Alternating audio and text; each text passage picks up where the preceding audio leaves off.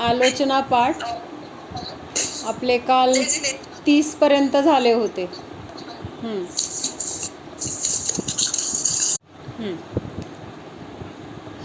द्रौपदी को चीर बढ़ायो, सीता प्रति कमल रचायो, अंजन से किए अकामी, दुःख मेटहूँ अंतर जामी.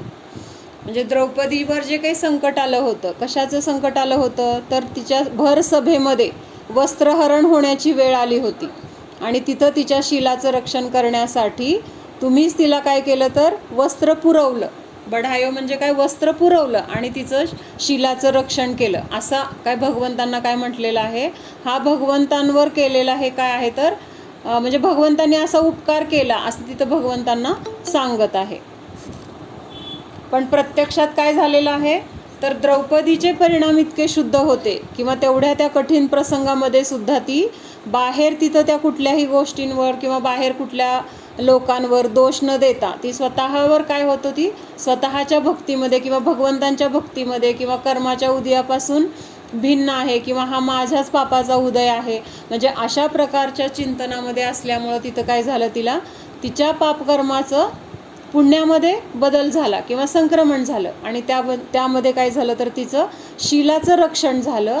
पण तिने आधार कुणाचा घेतला होता तर भगवंतांच्या भक्तीचा आधार घेतला होता आणि त्यामुळं तिचे परिणाम काय झाले, विशुद्ध झाले. त्या विशुद्ध परिणामाने तिचं कर्म काय झालं तर पापकर्म नष्ट झालं किंवा पुण्यकर्मामध्ये परिवर्तित झालं. म्हणून तिथं भगवंतांवर असा आरोप केला की तुम्हीच त्या शीलाचं, द्रौपदीच्या शीलाचं रक्षण करण्यासाठी वस्त्र तुम्ही पुरवलं.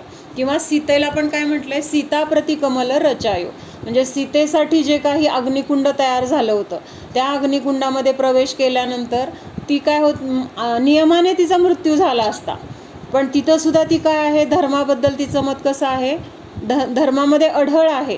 म्हणजे परद्रव्य मला दुःख देऊ शकत नाही, परद्रव्य माझ्यावर खोटे आरोप करू शकत नाही, असा तिचा पूर्ण विश्वास होता. किंवा राम मला ह्या अग्नीमध्ये जाळतोय म्हणजे रामाची त्याच्यामध्ये काही चूक आहे असं तिला बिलकुल वाटलं नाही. तिचा विश्वास काय होता की हे सगळं माझं पूर्वीचं पाप आहे आणि ते आज उदयाला आले तेव्हा बाहेर असे सगळे प्रतिकूल प्रसंग मला प्राप्त झालेत.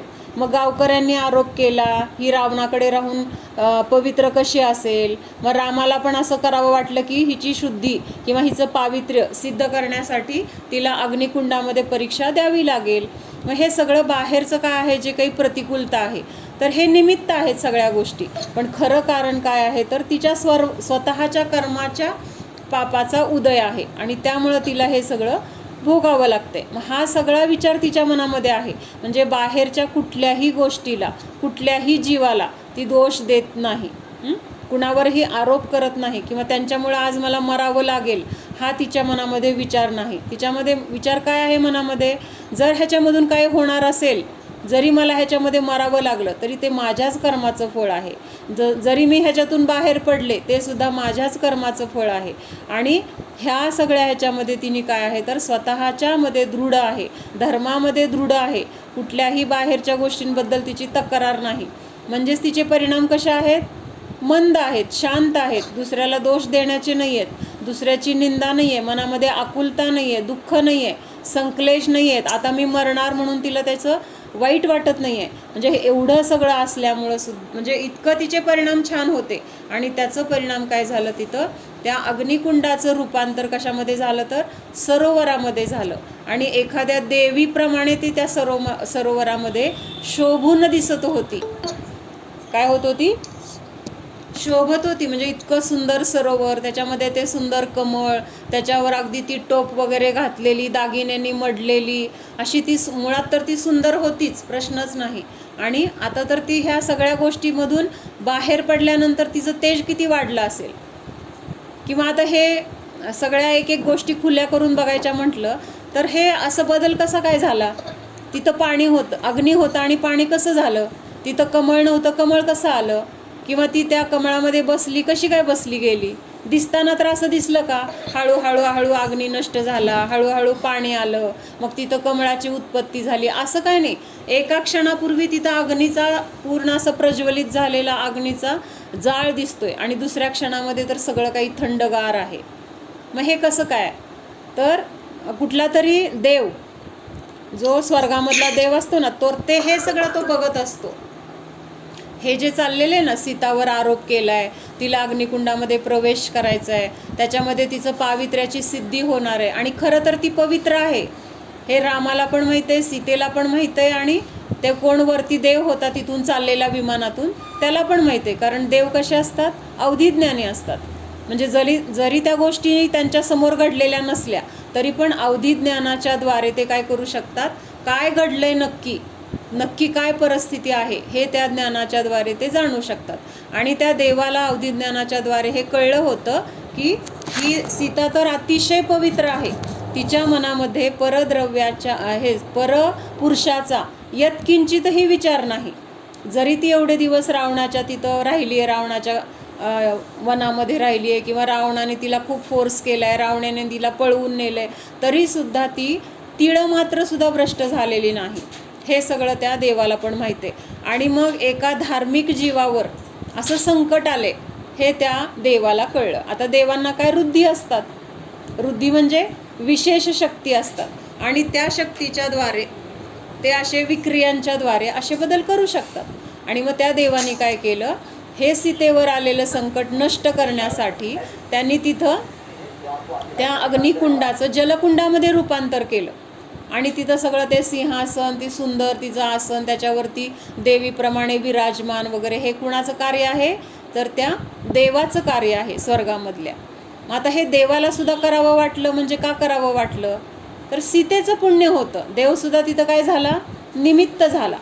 म्हणजे ते देवानी केलं असं आपल्याला व्यवहारातून म्हणता येतं किंवा म्हणलं जातं, पण प्रत्यक्षात त्या देवाला करावं का वाटलं, तर सीतेचं तसं पुण्य होतं, तिचं तेवढं पावित्र्य होतं, तिच्यावर तेवढी बदनामीचे जे काही आरोप झाले त्या बदनामीमधून, किंवा त्या सगळ्या लोकांनी तिची निंदा केली त्याच्यामधून तिचं कर्म नष्ट झालं.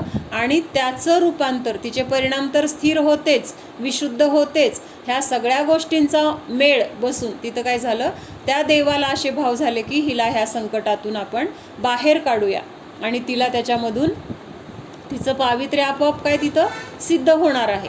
मग हे सगळं त्या देवाचं कार्य होतं. पण म्हणजे एक गोष्ट घडत असताना त्याला आजूबाजूला निमित्त किती असतात हे पण ह्याच्यामधून आपल्याला समजतं. म्हणजे हे सगळे बाकीचे निमित्त आहेत.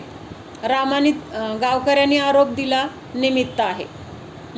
गावकऱ्यांनी तिच्यावर आरोप केला की नाही, ही भ्रष्ट आहे, रावणाच्या घरी राहून ही शुद्ध कशी असेल, म्हणजेच ती काय आहे, पवित्र नाही. म्हणजे हा गावकऱ्यांनी तिच्यावर काय केला, आरोप केला, म्हणजे तिला काय केला, दोष दिला. म्हणजे तिला नावं ठेवली, म्हणजे तिच्या पापकर्माचा उदय आहे तो. लोक नावं ठेवत नाही आहेत, अंतरंगातून तिचं तसं कर्म उदयाला आलेलं आहे. त्याच्यानंतर रामाला पण काय वाटलं की रामाने त्या लोकांचं काहीतरी समजूत वगैरे घालून पण तिथं त्यांनी सांगू शकला असता की बाबा नाही, सीता पवित्र आहे वगैरे, पण अग्नीची परीक्षा द्यायला सांगितली तिला. म्हणजे हे सुद्धा काय होतं, तिचं कर्म होतं. म्हणजे रामाला तसे अग्निकुंडाची परीक्षा हिच्याकडून करून घ्यायचे भाव झाले, किंवा सगळे गावकरी तिच्याकडे तिथं बघत बसलेत की बाबा आता काय होणार आहे. म्हणजे कोणी पुढाकार घेऊन तिथं म्हणलं का, नाही नाही हे असं करायचं नाही, हे चुकीचं आहे, असं कोणी तिथं म्हटलं का. एवढी ती पवित्र, एवढी राजाची राणी किंवा राजाचीच मुलगी होती ती, जनक राजाची मुलगी, म्हणजे राजघराण्यामधून लहानपणापासून मोठेपणापर्यंत वाढलेली असताना सुद्धा इतक्या मोठ्या संकटाला तिला तोंड द्यावं लागलं. मग अशा संकटातून ती बाहेर पडली. ह्याला कारण काय आहे, तर भगवंतांची भक्ती. पण भक्ती कुणी केली आहे, तिने केली आहे, म्हणजे तिचं पुण्य आहे. भगवान काय आहेत, तर तिथं निमित्त आहेत. म्हणून भगवंतांना काय म्हटलंय की त्या सीतेला सुद्धा तुम्ही ह्या संकटातून बाहेर काढलं, आणि तिला तुम्ही कमळ रचून तिला तिचं पावित्र्य सिद्ध केलं. त्याच्यानंतर अंजनसे किये अकामी. आता हा जो अंजन चोर होता ना, अंजन चोराची गोष्ट आपण मध्ये घेतली होती. कशामध्ये, निशंकित अंगामध्ये. आठवती ना सगळ्यांना, की तो त्या हिला वेशेसाठी हार घ्यायला जातो राणीचा चोरून, आणि मग ते प्रकाशामध्ये तो तर दिसत नाही आहे, कारण डोळ्यामध्ये अंजन घातल्यामुळं तो तर दिसत नाही आहे, पण हार कसा आहे, हिऱ्याचा आहे, तो चमकतोय, तो काही झाकला जात नाही आहे, तो काही अदृश्य होत नाही आहे. आणि त्याच्या निमित्तामध्ये त्याला तिथं पकडण्यासाठी कोतवाल वगैरे येत आहेत. मग तो कुठं गेला, त्याच्यानंतर त्या कोतवालाला घाबरून पळत सुटला, आणि रस्त्यात कुठंतरी तो हार पण टाकून गेला. नंतर कुठं गेला तो? त्या स्मशानात गेला. तिथं ते शेठजी एका शिंक्यावर बसलेत आणि काय करतायत? 108 वेळा नमोकार मंत्र म्हणायचा आहे. एक एक नमोकार मंत्र म्हणत म्हणत एक दोरी तोडायची आहे. त्याच्यानंतर काय होणार आहे? मग एक विमान येणार आहे सगळ्या दोऱ्या तुटल्यानंतर, आणि विमानात बसून मग सगळ्या जिन चैत्यालयांची, कुठल्या? कृत्रिम आणि अकृत्रिम चैत्यालयांचं दर्शन करण्यासाठी ते विमान घेऊन जाणार आहे. हे सगळं काय आहे तर तिथं अशा पद्धतीने चाललंय. आणि त्या सेठजींना भीती वाटते की बाबा समजा ह्याच्यातून ते विमान जर नाही आलं तर खाली शस्त्र आहेत ना, त्या शिंक्याच्या खाली काय आहेत? शस्त्र पुरलेली आहेत. आणि ती शस्त्र कशी आहेत?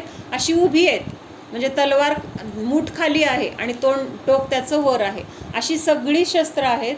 आणि त्या शस्त्रावर पडून काय होणार आहे तर माझं मरण होणार आहे, हा त्यांना काय वाटत होती? ही भीती वाटत होती. त्यामुळे ते दोऱ्या तोडायला ते घाबरत होते. पण ह्यांनी काय केलं? ह्या चोरांनी, अंजननी, की काय होईल ते होईल, इकडं पण मारायचं आणि तिकडं पण मारायचे. पण समजा जर मी विश्वासाने तो नमोकार मंत्राचं स्मरण केलं आणि मला ते विमान आलं न्यायला, तर माझी कमीत कमी राजाच्या शिक्षेतून तरी सुटका होईल. ह्या अपेक्षेने त्यांनी भक्तिभावाने, तो नमोकार मंत्र येत नव्हता पण त्यांनी काय म्हटलं? जे काही शेठजींनी सांगितले तर त्याच्यावर माझा पूर्ण विश्वास आहे आणि ते जे म्हणतायत ते इतकं म्हणजे विश्वास ठेवण्यायोग्य आहे की ते मला ह्याच्यातून, ह्या संकटातून बाहेर, तो मंत्र मला ह्या संकटातून बाहेर काढणारच, असा पूर्ण विश्वास त्याचा होता तिथं. आणि मग त्याचं तिथं काय झालं? ते सगळ्या दोऱ्या तोडल्यानंतर विमान आलं, त्याला घेऊन गेलं. त्या सगळ्या दर्शन वगैरे केल्यानंतर त्याचे भाव इतके बदलले. म्हणजे तो आधी काय होता? वेश्यासक्त होता. त्या वेश्येसाठी हे सगळं घडलंय ना. त्या वेश्येला हवा असलेला तो हार, तो मिळवण्यासाठी हे सगळं पुढचं घडलेलं आहे. म्हणजेच तो काय होता तर वेश्येपासून, म्हणजे वेश्येसाठी तो खूप वेडा होता किंवा आसक्त होता. पण हे सगळं नंतरचं जे नमोकार मंत्राचा चमत्कार, किंवा ते विमान आलं, सगळीकडे दर्शनाला घेऊन गेलं, ते दर्शन करत असताना इतके उत्कृष्ट ते जिन चैत्यालय, मंदिरं, हे पाहून काय झालं? त्याचे भाव खूप बदलले आणि तिथं त्याला दीक्षा वगैरे घेऊन तो मोक्षाला गेला. म्हणजे तो कसा होता? कामी होता. कामी म्हणजे काय? विषयासक्त होता. त्या वेश्येला भोगण्यासाठी तो आसक्त होता. पण तिथं तुम्ही त्याला काय केलं? त्या भोगण्याच्या भावापासून त्याला दूर केलं, अकामी केलं. अकामी म्हणजे काय? त्याचे जे भोगण्याचे भाव होते तर अनिताभून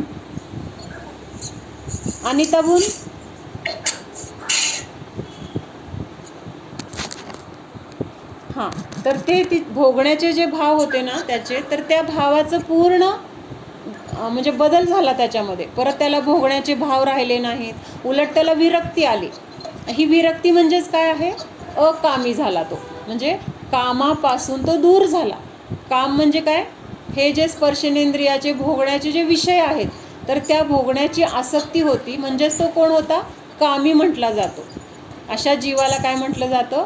कामी म्हटला जातो. म्हणून पूजेमध्ये आज कुठलं 4 नंबरचं कुठलं अर्घ्य होता? आज कोणी पूजा केली? 4 नंबरचा अर्घ्य असतो की नाही? मम कामभाव विध्वंसनाय असा शब्द आहे तिथं. कामभाव म्हणजेच हे भोगण्याचे जे भाव आहेत, भोगण्याची जी आसक्ती आहे, तर ती आसक्ती नष्ट होवो त्याच्यासाठी आपण तो अर्घ चढवतो. कशासाठी अर्घ चढवला? हे काही इंद्रियांना भोगण्याची जी आपली आसक्ती असते, किंवा ह्या भोगण्यामध्ये आपल्याला जो काही आनंद मिळतोय असं वाटतं, त्याच्यामध्ये जो रस असतो, तर ते माझे भाव नष्ट व्हावेत, किंवा ती माझी तशी आसक्ती नष्ट व्हावी, म्हणून आपण तिथं अर्घ्य चढवतो की मम कामभाव विध्वंसनाय पुष्पम निर्वपामिती स्वाहा, असं म्हटलं की नाही आज पूजा कुणी केली. हां, मग तसा तो त्या कामभावनेमध्ये खूप आसक्त होता. कोण? अंजन. आणि त्याला ह्या भावनेपासून काय झालं? परावृत्त केलं गेलं. कशाच्या निमित्तात? तर भगवंतांच्या भक्तीच्या निमित्तात. म्हणजे भगवानच तिथं काय झाले? त्याच्यासाठी, त्याला अकामी होण्यासाठी उपयोगी पडले, किंवा भगवान तिथं त्यासाठी निमित्त झाले. म्हणून तिथं म्हटलंय अंजनसे किये अकामी, म्हणजे तुम्ही काय केलं? ह्या अंजन चोराला ह्या कामभावनेपासून परावृत्त केलं. म्हणजे त्याला भोगण्याचे तिथं भावच राहिले नाहीत. त्याच्यापेक्षा कितीतरी उत्कृष्ट असं काहीतरी मिळतंय म्हटल्यानंतर परत त्या भोगण्याचे भाव कसे राहतील? म्हणून तो काय झाला? तिथं त्याच्यापासून अलिप्त झाला. त्याच्यानंतर पुढं काय सांगितलंय? मला एक विचारायचं म्हणजे यांच्या आतले जे दैवी गुण होते त्याच्याबद्दलच आपलं कौतुक चाललंय पण नाही होतं हे सगळं.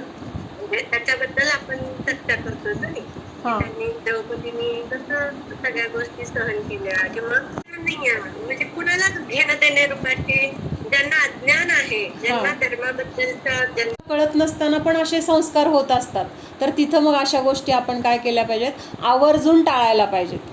म्हणजे माझे तर भाव नाही आहेत, मग मी काय होतं गेलं तर माझ्या तर मनात असं त्यांना नमस्कार करायचं नव्हतं. एकतर ते गृहस्थ आहेत, त्यांची मूर्ती तिथं आहे ती गृहस्थ अवस्थेतली आहे. मग गृहस्थ अवस्थेमध्ये आपण कुणाला नमस्कार करतो तर तिथं तो फक्त वय किंवा आपल्यापेक्षा मोठे आहेत किंवा त्यांच्यामधले काय गुण असतील ते एक विनय म्हणून आपण तिथं घरामध्ये पाया पडतो. तिथं भगवान म्हणून पाया पडतो का आपल्या घरातल्या लोकांच्या? गुरु म्हणजे आता शाळेतले शिक्षक जरी असले, आई वडील असतील, मोठे अजून कोण असतील, आजोबा वगैरे, त्यांच्या पाया पडतो, पडायला पाहिजे. तो विनय आहे, योग्य आहे, व्यवहार हा करायलाच पाहिजे. पण तिथं त्यांना नमस्कार करताना, त्यांच्या पाया पडताना जो भाव भगवंतांना नमस्कार करताना असतो तो नसतो. देवपणाचा भाव तिथं नाही आहे. ते एक आपल्या घरातले वडीलधारी माणसं आहेत, त्यांचा आदर करणं हे आपलं कर्तव्य आहे. ह्या भावनेने आपण नमस्कार करतो. मग हे मंदिरं जी आहेत ना आता बाकीची सगळी, तर त्या मंदिरामधले भगवंतांचं स्वरूप जे आहे तर ते स्वरूपच मिथ्या आहे. म्हणजे असं स्वरूप खरं नव्हतंच. म्हणजे आता समजा तू आहे एखाद्या देवीचा किंवा एखाद्या समजा रोल केला, म्हणजे भगवंतांचंच कुठलं तरी रूप घेऊन तू रोल केला, मग तू रोल केला म्हणून तू खरी भगवान झाली का? नाहीच झाली.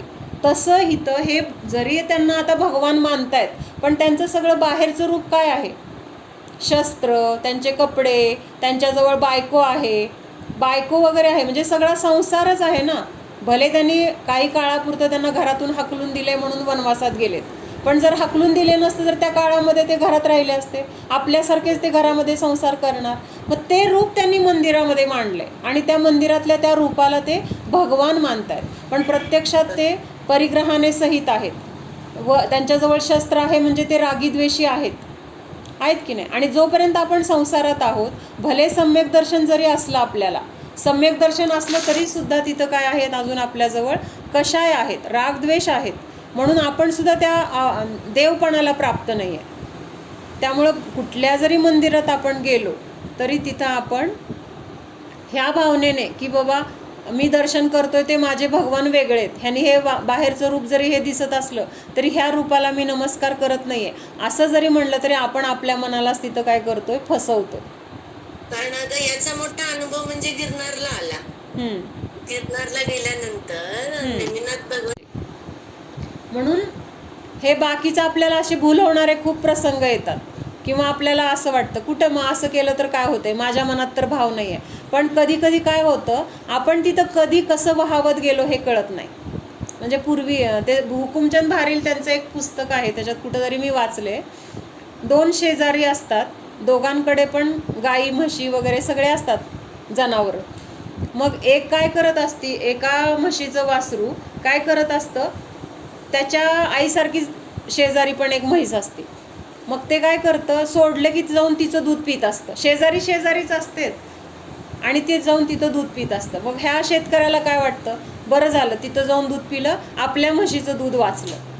काय वाचलं, त्या बाळाला जे दूध पाहिजे ते तर मिळालं आणि आपल्या म्हशीचं पण दूध वाचलं. मग त्याला असं नाही वाटलं की ते चुकीचं आहे वगैरे. म्हणजे त्यांनी तिथं त्याचा स्वार्थ बघितला. काय बघितला की माझ्या वासराचं पोट पण भरलं आणि माझं दूध पण वाचलं. मग असं रोज व्हायला लागलं. ते वासरू सोडलं की बरोबर त्या म्हशीला जाऊन प्यायचं. त्या शेजारच्या लक्षात येत नसेल वगैरे, तो भाग नाही आहे. आता आपल्याला इथं काय बघायचं ते बघायचं की ते रोज जाऊन तिथं प्यायला लागले आणि ह्या शेतकऱ्याला आनंद होतोय की चला माझ्या वासराचं रोज पोट तिकडच्या म्हशीवर भागतंय. मग एक दिवस कोणीतरी त्याच्याकडे आलेलं असतं आणि ते हे बघतं. मग तो म्हणतो, अरे तुझं वासरू तिकडं जाऊन दूध पितोय. तर तो म्हणतो, पिऊ दे की, मला काय, त्याचं दूध त्याचं पोट भरतंय, तिथं जाऊन पितोय, तिकडचा माणूस पण काय म्हणत नाही. मग तो काय म्हणतो की अरे तो जर रोज तिथं जाऊन दूध पितंय तर ते त्या म्हशीला आई मानायला लागले, ही गोष्ट बरोबर आहे का? म्हणजे ह्याच्या आईला तो विसरलाय आणि त्या आईलाच तो त्याची आई मानतोय. म्हणजे एक दिवस त्या आईकडेच तो जाऊन राहील, त्या आईबरोबर आई समजून तिकडेच तो रम्माण होईल. ही तुला पुढची गोष्ट कळते का? असं म्हणजे तसं आपल्याला काय होतं, बाहेरचे देव मग त्याला काय होतंय, मग आपण असं मानतोय की आपल्या मनात तर ही भावना आहे, पण आपण कुठं आणि कसं घसरत जाऊ हे आपल्याला लक्षात येत नाही. म्हणून आपण स्ट्रिक्ट राहणं खूप गरजेचं आहे. परत परत आपण हे खरे देव, खरे गुरु, खरे शास्त्र ह्यांचं स्वरूप का बघतोय, तेवढ्यासाठीच. थोडंसं जरी घसरलं ना तरी तिथं आपल्याला काय होणार आहे, मिथ्यात्व कधी आपल्याला पकडणार आहे आणि कधी आपली ह्याच्यातून आपण च्युत होऊन कुमार्गाला लागणार आहे हे कळणार नाही. माझं पण दुःख तुम्ही दूर करा असं सांगितलंय. पुढं काय सांगितलंय, मेरे अवगुण न चितारो, प्रभु अपनो विरद निहारो, सब दोष रहित करी स्वामी, दुःख मेटहू अंतर जामी. म्हणजे हे सगळं बालपणाची सगळी इथं भाषा आहे बरं का. म्हणजे परत परत लक्षात घ्यायचंय. आता इथं काय म्हणलंय, तुम्ही माझं काय चुकलंय ते बघत बसू नका, तुमचं काय काम आहे ते तुम्ही करा. नाहीतर ते म्हणणार ना, मग तू असं पाप केलं, तू कशाला त्यांना त्रास दिला, तू मागच्या जन्मी त्यांना असं केलं होतं म्हणून तुला आज हे उद्याला आलंय, म्हणून तुला दुःख भोगावं लागते. तर ते तुम्ही काय माझं बघू नका. तुम्ही काय करा, मला ह्याच्यातून दुःखातून बाहेर काढण्यासाठी तुम्ही काय करू शकताय तेवढं करा. म्हणजे तुमचं पद, तुमचे अधिकार किंवा तुमचं काय कर्तव्य आहे ते तुम्ही बघा. माझं काय चुकलंय ते तुम्ही बघू नका. म्हणजे किती शहाणा बालक आहे तो. असं म्हणजे स्वतःचा स्वार्थ तर करून घ्यायचा आहे, पण माझं काही चुकलेलं वगैरे दाखवायचं तिथं तुम्ही बघायचं काही हे नाही आहे असं सांगतोय. म्हणजे रे अवगुण न चितारो, म्हणजे माझ्या अवगुणांकडे, माझ्या दोषांकडे तुम्ही बघू नका किंवा त्यांचं काही काय काय केलंय त्याचा विस्तार करू नका. तर तुम्ही तुमचं जे काही पद आहे त्या पदामध्ये तुम्हाला काय करायचं असतं किंवा ते तुम्ही बघा आणि त्यामुळे तुम्ही काय करा, मला सब दोषरहित करी स्वामी, म्हणजे सगळ्या दोषांनी रहित असं तुम्ही मला करा. म्हणजे असं आपल्या हक्काने तिथं बोलणं असतं ना, काही पण बोलू शकतो आपण. सगळ्यात जास्त आपल्या मनातलं किंवा आपल्याला जे जे वाटतं काहीही बोलणं कुठं होतं, जिथं आपल्यात सगळ्यात जवळचं कोणीतरी असतं. म्हणजे जिथं आपल्याला बोलताना कधीही विचार करावा लागत नाही, कुठली गोष्ट लपवून ठेवावी लागत नाही, कुठली गोष्ट खोटी सांगावी लागत नाही किंवा कसं सांगू, कुठल्या शब्दात सांगू असा विचार करावा लागत नाही. हे खूप महत्त्वाचं आहे बरं का. आत्ताचे हे जे 4-5 वाक्य आहेत ना, म्हणजे असं आपल्या जवळचं कोणी असतं की ज्याच्याजवळ आपल्याला ह्या गोष्टी सांगताना हे सांगू का, हे बोलू का, हे लपवून ठेवूया, हे नको सांगायला किंवा कसं सांगू, काय सांगू असा तिथं विचार पडत नाही. तर बेधडकपणे जे जे मनात आलंय आपल्या ते आपण बोलू शकतो. असं कुठं बोलू शकतो, तर जिथं आपल्याला असा विश्वास आहे की इथं माझं सगळं जे जे मी काही बोललं जाईल त्याचा चुकीचा अर्थ निघणार नाही किंवा त्याच्यापासून तिथं वाईट काही होणार नाही, ते मला समजून घेणारच हा विश्वास असतो. जरी बोलताना माझं काही चुकलं तरी मला त्याच्याबद्दल त्यांच्याकडून काही त्रास होणार नाही किंवा ते मला चुकीचं ठरवणार नाहीत, ते मला काही वाईट म्हणणार नाहीत, हा विश्वास असतो. म्हणजे आता व्यवहारातलं सगळ्यात असं उदाहरण म्हणजे आपली आई. आपल्या आईजवळ आपण काहीही बोलतो, म्हणजे तिलासुद्धा आपण वेडंवाकडं बोलतो, तिला नावं ठेवतो, तिच्या चुका काढतो, तरी पण ती बिचारी काय करते, बरं असू दे आपलंच लेकरू आहे म्हणून पोटात घालते. मग तसं भगवंतांना इथं समजले, तुम्ही तुमचं बघा, माझं काय चुकलंय ते तुम्ही बघत बसू नका. म्हणजे हक्काचं बोलणं आहे हे, इथं वाईट अर्थाने घ्यायचं नाही. आपण जर असं दुसऱ्या कुणाला बोललो तर तिथं त्याचा वाईट अर्थ निघू शकतो, पण इथं काय भगवंतांना सगळ्यात जवळचं मानलंय. म्हणजे सगळ्यात जवळचं कोण असेल तर व्यवहारामध्ये खरं तर भगवानच आहेत. आई वडील हे सुद्धा तात्पुरते आहेत, म्हणजे आपल्या जोपर्यंत संयोगात आहेत तोपर्यंत. एकदा ते निघून गेल्यानंतर कोण आहे आपल्याला वाचवणारं, म्हणजे त्यांची तरी गॅरंटी का आपल्याला एवढ्या काळापर्यंत ते वाचवतील. कधी कधी असे प्रसंग येतात की आई वडील पण असून हतबल होतात, त्यांच्या हातात पण त्या गोष्टी नसतात. पण तसं भगवंतांच्या नाही आहे. भगवान कशा आहेत, 3 लोकाचे स्वामी आहेत. त्यामुळे तिथं काही प्रश्नच नाही. माझी किती जरी मोठा माझा गुन्हा असेल, किती जरी मी अपराध केले असतील, तरी इथून मला काय होणार आहे, दोषमुक्तीचं हे माझं स्थान आहे, ह्याच्यातून नियमाने मी बाहेर पडणार आहे, इथं मला कुठलाही त्रास होणार नाही, हा विश्वास आहे भगवंतांच्या प्रती. आणि हा विश्वास आपल्याला भगवंतांच्या प्रती वाटतो का, हा विचार आपण करायचा आहे. आपण मंदिरात जातो, भगवंतांना महान मानतो, त्यांच्या पाया पडतो, पूजा करतो, पण हे सगळं क्रिया करत असताना माझी सगळ्यात जवळची ही व्यक्ती आहे हा भाव असतो का? किंवा इथं आल्यानंतर मी आता कसं आहे, बिनधास्त आहे, मला आता काही काळजी नाही. म्हणजे आईजवळ गेल्यावर त्या बाळाला सुरक्षित वाटतं की नाही? बाहेर त्यांनी कुणाला तरी दगड मारलेला असेल, कुणाला शिवी दिलेली असेल, कुणाचं काहीतरी नुकसान केलेलं असेल, तरी पण जेव्हा पळत पळत पळत येऊन आईच्या पदरात तो लपतो, तेव्हा त्याला भीती आहे का कसली? आता तो माणूस जरी मागं आलाय, दांडकं घेऊन आलाय मारायला किंवा काही असेल, तरी त्याला विश्वास काय आहे की माझी आई मला वाचवणार आहे, आता मला काही काळजी नाही आहे. तू काही कर, किती बडबड कर, त्या माणसाकडं काही त्याचं लक्ष नाही. मला माझी आई आधार असा भक्कम मिळाला आहे की मला तिथं आता कसली चिंता करायची. घाबरलेला नाही आहे तो, आता आईच्या पदरात आलाय, घाबरलेला नाही आहे, उलट तिथं आश्वस्त आहे. तसं भगवंतांकडे गेल्यानंतर आपल्याला आश्वस्त वाटतं का की माझी किती जरी संकट असले, माझ्याकडून किती जरी चुका झाल्या असल्या, तरी इथं भगवंतांजवळ आलो आहे तर मला आता तिथं कसलीही भीती नाही आहे, चिंता नाही आहे, मला ह्याच्यातून बाहेर पडणारच किंवा भगवान मला ह्याच्यातून बाहेर काढणारच, हा विश्वास तिथं पाहिजे आपल्याला. आपण तिथं जातो ती फॉर्मॅलिटी म्हणून जातो असं मला बऱ्याच वेळा वाटतं. तिथं जायचं, ह्या पद्धतीने जायचं, असं पाया पडायचं. फॉर्मॅलिटीपेक्षा भीतीपोटी जास्त जातं. हां, तेच. प्रत्येकाचे विचार वेगळे असतील. कोणी भीतीपोटी जात असेल, कोणी काय म्हणत असेल, नाही नाही अशा पद्धतीने पायच धुतले पाहिजेत, नमोकार मंत्र म्हणला पाहिजे, 3 फेऱ्या घातल्या पाहिजेत, मग हे सगळं पूर्ण झालं ना, हां मग मी दर्शन माझं झालं. म्हणजे ते सगळ्या अटी किंवा तिथलं जे काही पद्धत असते दर्शनाची ती पूर्ण केली, मग ती फॉर्मॅलिटीच झाली ना. म्हणजे करायची म्हणून केली. कोणी काय म्हणतंय, नाही नाही मंदिरात नाही गेलं तर माझं हे नुकसान होईल, त्यापेक्षा गेलेलं बरं. म्हणजे तू म्हणती ती भीती, किंवा मंदिरात गेलं नाही तर मला कोणीतरी नावं ठेवतील, मी या समाजात राहतो मंदिरात नाही गेलो तर माझा अपमान होईल.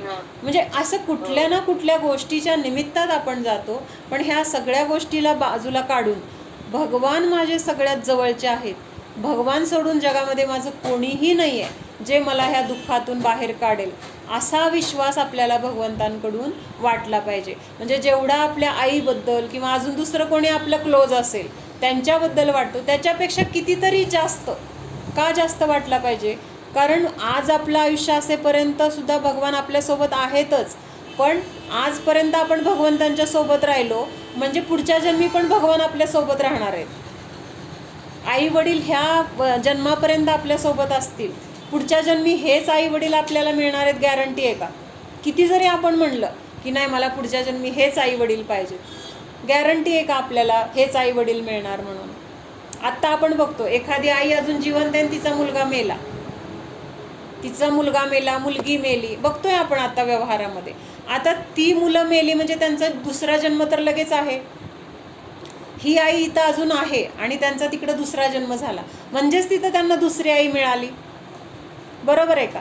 त्यांचे आई वडील दुसरे तिथं नियमाने, जन्म तर झाला हे 100%, आई वडील त्यांचे अजून हित जिवंत आहेत. म्हणजेच आता ज्या आई वडिलांच्या पोटी जन्म झालाय तर ते आई वडील नियमाने कोण आहेत? दुसरे आहेत. म्हणजे ह्या जन्मामधलं कोणीही आपल्यासोबत कायम राहणार नाही किंवा कोणीही आपल्याला कायमचं संकटातून दूर करण्यासाठी म्हणजे उपयोगी पडेल ह्याची गॅरंटी नाही. पण भगवान कसे आहेत?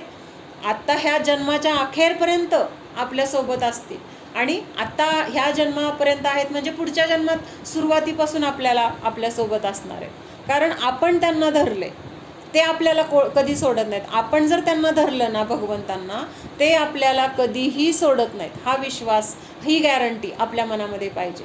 आणि जर आपणच भगवंतांना सोडलं तर ते कशाला स्वतःहून आपल्या मागं येतील?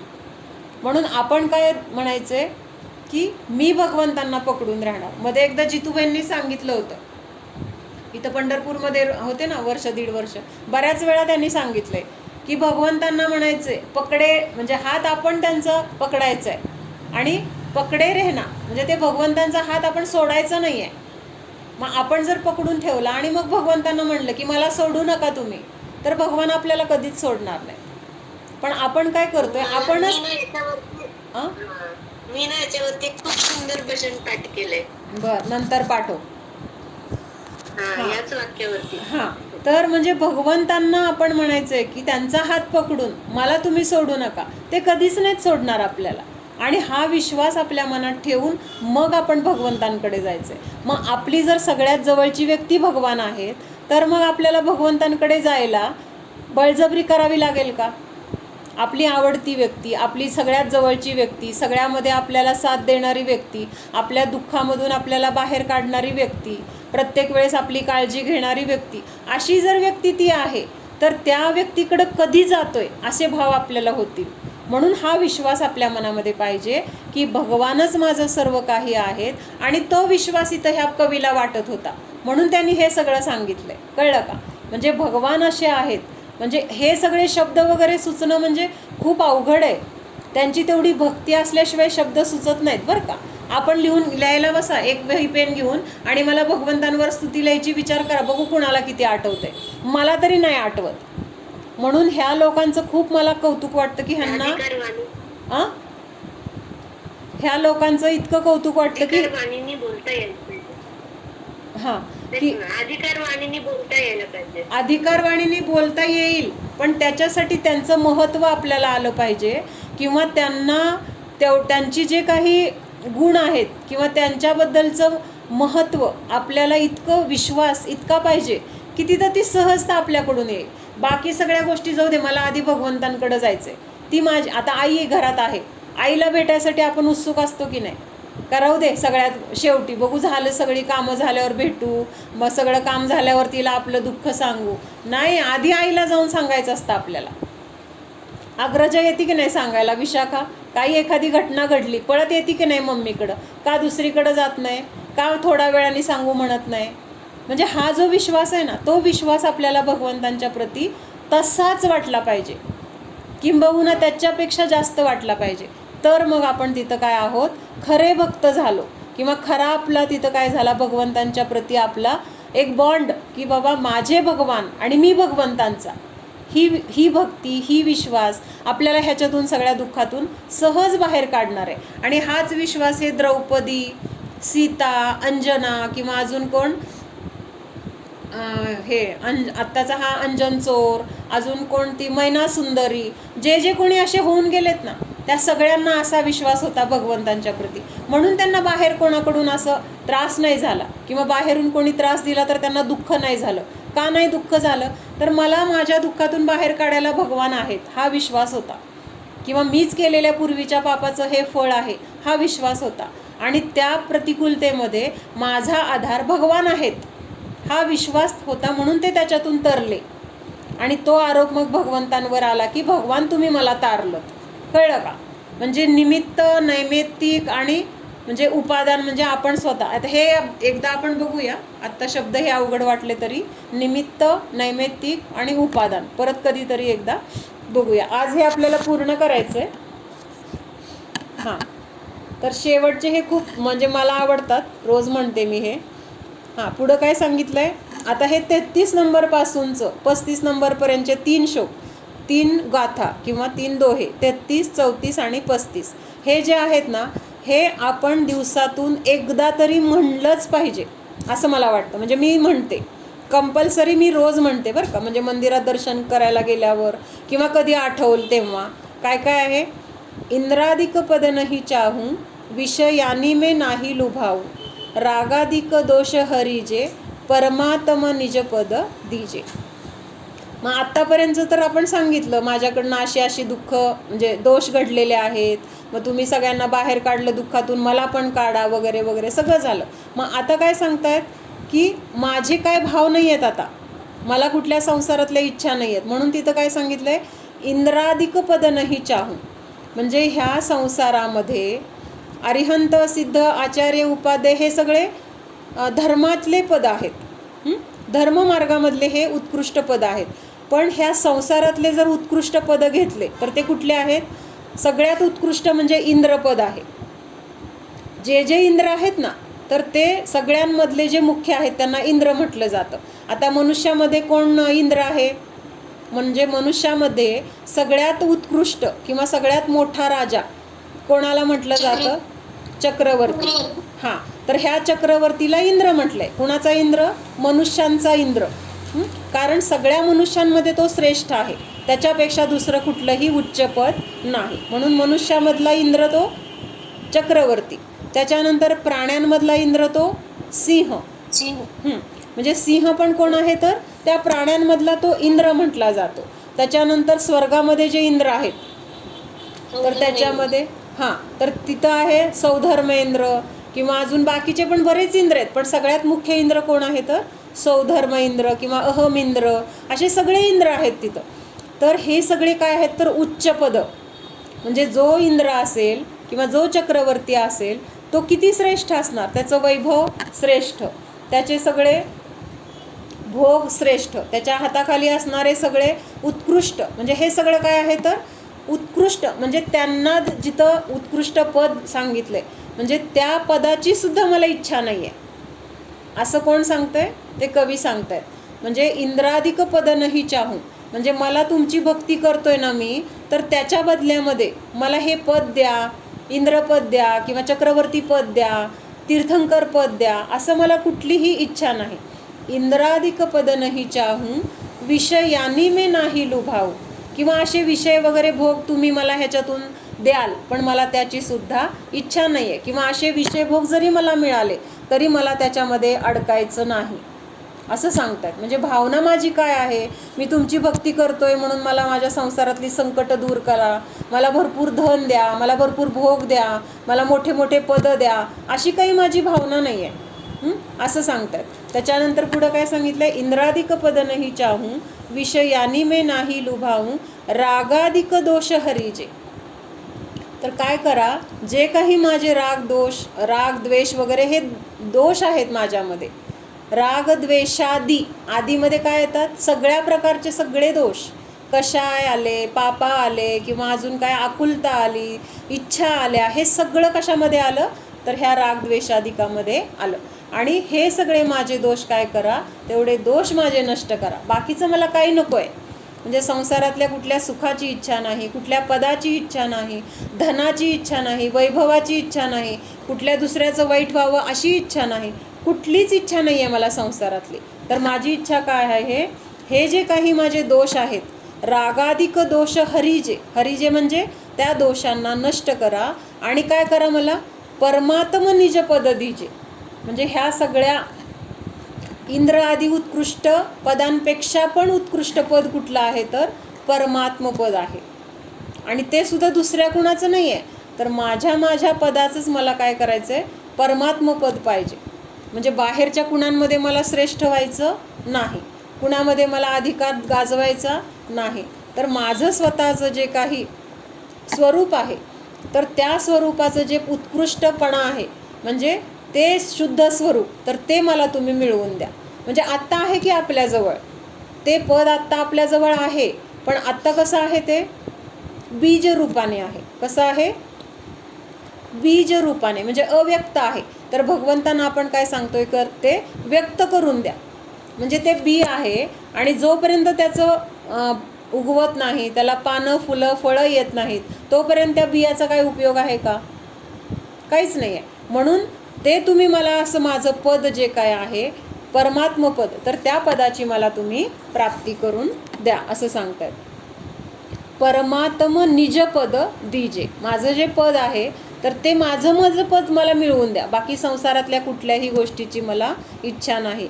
ह्या ओळी पाठ करून घ्या, खूप सुंदर आहेत.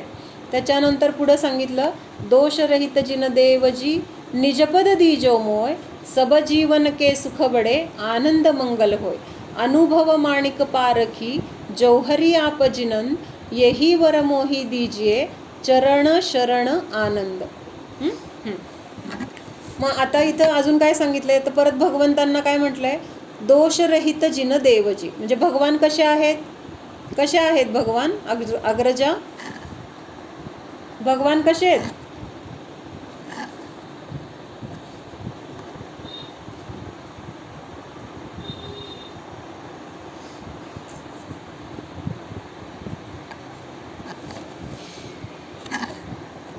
You are muted because a lot of people are on this call. सगळ्या दोषांनी रहित आहेत. भगवंतांना किती दोष असतात, किती दोष असतात भगवंतांना, 18. अगं भगवंतांना 18 दोष नसतात, भगवान 18 दोषांनी रहित असतात. मी विचारलं भगवंतांना किती दोष असतात, एक पण नाही आहे, एक पण दोष नाही आहे त्यांना. हां, तर भगवान कसे आहेत, निर्दोष आहेत. आणि मग तिथं म्हटलंय दोषरहित जिन देवजी, म्हणजे तुम्ही कसे आहात, सगळ्या दोषांनी रहित आहात, निजपद दिजो मोय. आणि मला पण तुम्ही काय करा, माझं जे पद आहे तेवढं पद मला फक्त मिळवून द्या, बाकी मला काही नको आहे. निजपद दिजो मोय सब जीवन के सुख बडे. म्हणजे हे जे सगळे जे 3 लोकांमध्ये जे जीव आहेत, काय आहेत, 3 लोकांमध्ये जे जीव आहेत, तर त्या सगळ्या जीवांना सुखाची प्राप्ती हो किंवा त्यांचं सुख वाढत जावो अशी तिथं भावना केली. म्हणजे आपण मध्ये पण 4 भावना केल्या होत्या ना. कुठल्या केल्या होत्या? प्रेम भाव हो सब जीवों से, गुणी जनों में हर्ष प्रभो, करुणा स्त्रोत बहे दुखियों पर, दुर्जन में माध्यस्थ विभो. म्हणजे सगळ्या जीवांच्या प्रती माझा मैत्री भाव राहो, गुणीजनांना पाहून माझ्या मनामध्ये आनंद प्रकट हो. त्याच्यानंतर जे कोणी दुःखी, दरिद्री किंवा हीनदीन जीव असतील त्यांच्याबद्दल माझ्या मनामध्ये करुणाभाव राहो, दयाभाव राहो. आणि जे कोणी वाईट वागत असतील तर त्यांच्याबद्दल माझ्या मनामध्ये द्वेषभाव न येता तिथं त्यांच्याबद्दल माध्यस्थ म्हणजे समताभाव राहो, असा आपण भाव व्यक्त केला होता. तर इथं काय सांगितलंय, तर असे जे जगामध्ये जीव आहेत की जे दुःखी आहेत, तर त्या सगळ्या जीवांचं सुख वाढलं पाहिजे किंवा वाढू द्या आणि त्यांना आनंद मंगल होय, आनंदाची प्राप्ती होऊ दे किंवा मंगल सगळं होऊ दे. त्यांचं मंगल म्हणजे काय, जे त्यांचं सगळं दुःख नष्ट करेल किंवा त्या सुखाला मिळवून देईल असं ते मंगल हो, अशी भावना केली आहे. त्याच्यानंतर अनुभव माणिक पारखी. मग आपण भगवान कसे आहात, अनुभवी आहात. किंवा अजून काय आहे, तुम्हाला असा अनुभव आहे की जे काही हिरे माणिक मोती असतात ना, तर त्याची परीक्षा करण्यासाठी आपण कोण आहात, अनुभवी आहात. जौहरी कुणाला म्हटलं जातं, जे अशा सगळ्या ह्या कशाला म्हटलं जातं, म्हणजे हे सगळं जे काही आहे त्याची पारख करणारे, म्हणजे खरं हिरा आहे का काच आहे किंवा कुठलं पाचू आहे का अजून दुसरा कुठला आहे, असं सगळं ज्याला पारख आहे तर त्याला जौहरी म्हटलं जातं. मग आता हे जे रचलेलं आहे ना आलोचना पाठ, तर त्यांचं नाव होतं जौहरीलाल. म्हणजे त्यांचं स्वतःचंच नाव पण त्याने तिथं घातलंय आणि भगवंतांना पण ती उपमा दिली आहे. म्हणजे किती हुशार आहेत बघ, आहे की नाही. मग तिथं तुम्ही जसं हे सगळ्यांना पारखता किंवा तेवढं तुमच्यामध्ये तसं ज्ञान आहे जसं त्या जौहरीमध्ये असतं, मग तसेच तुम्ही आहात. मग तुम्ही मला पण तसा वर द्या. काय वर द्या, येही वर मोही दीजिये चरण शरण आनंद. म्हणजे असाच अनुभवी किंवा पारखी होण्याचं मला पण तुम्ही काय द्या, वर द्या किंवा तशी शक्ती माझ्यामध्ये प्रकट होऊ द्या, अशी भावना केली आहे. आणि मग तिथं सांगितलं की तुमच्या चरणामध्येच तुमच्या चरणाशी शरण जाण्यामध्येच मला काय आहे, तर आनंद आहे. तर असं हे आलोचना पाठचं त्यांनी सगळं वर्णन केलेलं आहे. म्हणजे भारी होते पूर्वीचे. परवा एक कुठंतरी वाचलं मी, म्हणजे जेव्हा ही अशी जिनवाणी वगैरे नव्हती ना, पुस्तकं नव्हती, पूजा वगैरे आता आपल्याला खूप उपलब्ध आहेत. मग कोणीतरी शिखरजीला चालले होते आणि म्हणजे खूप पूर्वीची गोष्ट आहे बरं का, पुस्तकं नसतानाची गोष्ट आहे. मग त्यांनी ते वृंदावनदासजी पंडित होते, तर त्यांना सांगितलं की आम्ही आता शिखरजीला चाललो आहे आणि तिथं जाऊन आम्ही काय पूजा करायची, आम्हाला काहीच येत नाही. मग उद्या त्यांना शिखरजीला जायचं होतं, तर रात्रीत त्यांनी 24 तीर्थंकरांची पूजा लिहून काढली. कसले भारी असतील ना, म्हणजे त्या विचारांना तिथं उपयोगी पडावी, सगळ्यांची पूजा छान त्यांना म्हणता यावी म्हणून रात्रभर बसून त्यांनी ती 24 तीर्थंकरांची 24 जिनराज, ते नाही का वृषभाधिक 24 जिनेश्वर, तर ती 24 तीर्थंकराची पूजा त्यांनी त्या रात्री लिहून काढली. म्हणजे असं त्यांनी ठरवलं पण नव्हतं की लिहायची आहे मला पूजा किंवा आपल्याला सुस्त आहे वगैरे. त्यांनी सांगितलं नुसतं की बाबा आम्हाला तिथं गेल्यावर काय पूजा करायची काहीच माहीत नाही, कसं असं विचार मांडला की ह्यांना वाटलं की आपण ती सगळं लिहून काढूया. आणि त्यांनी ते म्हणजे उत्कृष्ट रचना आहे ती, एक अतिशय सुंदर रचना आहे. म्हणजे त्याचा भाव आपण समजून जर पूजा केली ना, तर लक्षात येतं की एकेका शब्दामध्ये किती भाव भरलाय. आपण आपलं ते पाठ झाले म्हणून म्हणत राहतो, त्या म्हणण्यामध्ये आपल्याला त्याच्यातला भाव लक्षात येत नाही. म्हणजे असे आपले पंडित इतके ज्ञानी किंवा इतके, आणि ज्ञान होतं तसे भाव होते आणि त्या भावाच्या निमित्तात त्यांच्याकडनं अशा उत्कृष्ट रचना झाल्यात मग, आणि त्यांनी करून ठेवल्यात, पण आपण त्याचा फायदा घेत नाही. कमीत कमी त्यांनी केलंय म्हणून तरी आपण त्याचा फायदा घ्यायला पाहिजे. तो भाव समजून त्या पूजा म्हणायला पाहिजेत. असं केलं तरी त्यांना ते त्यांचं म्हणजे सार्थक होईल, त्यांनी जे काही रचना केल्यात, किंवा त्यांच्याप्रती ती एक आपली आदरांजली असेल, आपल्याला ते बहुमान असेल त्यांचा, बाबा एवढं त्यांनी रचलं, एवढं त्यांनी केलं आहे आपल्यासाठी. म्हणजे आपण आता समजा घरामध्ये स्वयंपाक केला, अगदी मन लावून काहीतरी वेगळी डिश केली, त्याच्यासाठी भरपूर कष्ट केले, 2-3 दिवस तयारी केली वगैरे, हे आण ते आण, त्याच्यात दिवस घालवला, आणि जेवायला वाढल्यावर जर त्याला कोणी चांगलं म्हणलं नाही किंवा कोणी भरपूर खाल्लं नाही, तर आपल्याला कसं वाटतं? वाईट वाटतं की नाही? आम्ही एवढं राबलो, आम्ही एवढे कष्ट केले, आणि तुम्हाला साधं किंमत नाही, कुणी खाल्लं नाही, त्याला चांगलं म्हणलं नाही. मग तसं ते तर पंडित आता नाही आहेत, पण आपण जर त्यांनी लिहिलेल्या ज्या काही रचना आहेत तर त्या जर आपण अशा म्हणजे म्हटल्या नाहीत, आपल्या स्वतःसाठी त्याचा उपयोग करून नाही घेतला, तर आपण पण तेच करतोय ना. मग